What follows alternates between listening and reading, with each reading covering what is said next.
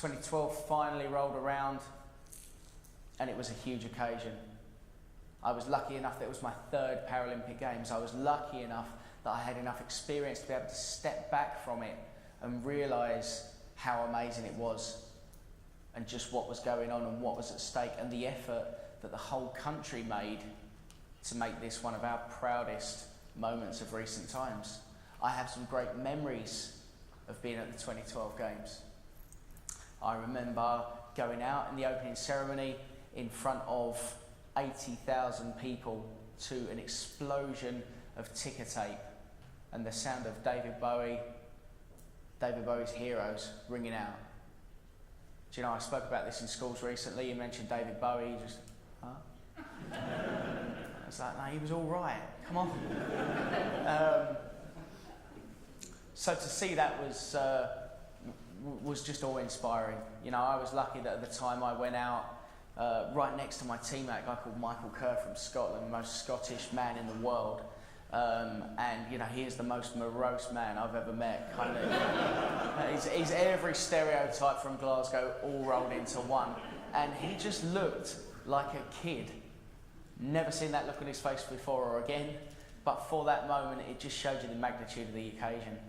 I remember getting to stay in the Olympic Village, as all athletes do, and literally waking up in the morning, being able to pull the curtains back with my head still on the pillow and see thousands of people flocking across Olympic Park, wanting to see all these amazing athletes, both individuals and parts of teams from all the nations of the world, including our own, play in some of the amazing amphitheatres that we'd constructed.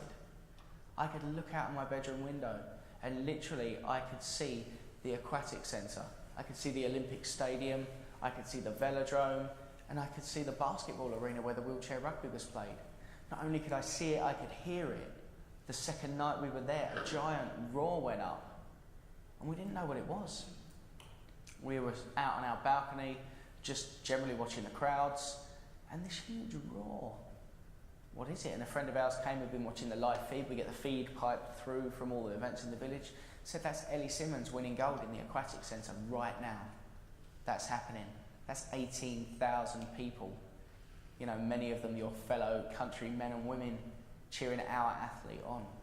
So not only could you see it, you could hear it. It was like being in the bowels of the Colosseum. It was just terrifying and amazing at the same time. And I got to hear that sound as well when I was in the basketball arena playing to a sold-out crowd of 10,000 people. To get to sing the national anthem in front of that many of your fellow countrymen and women and some of your closest friends and family, the people that got you there, you know, part of your own personal team. Because it takes a team of people behind you to get you to this place. You know, the support structure around me, not only to get me through my accident, but also to get me through my career was phenomenal.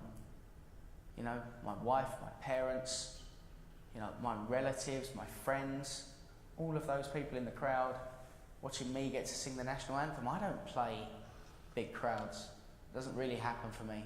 Even though I'm lucky to have been to 3 Paralympic Games, that's the only time. So to see that was just unbelievable. To get to play something that you have become one of the best in the world at, through your own practice, through your hard work, because that's what I believe. I believe that if we work hard, we can achieve anything.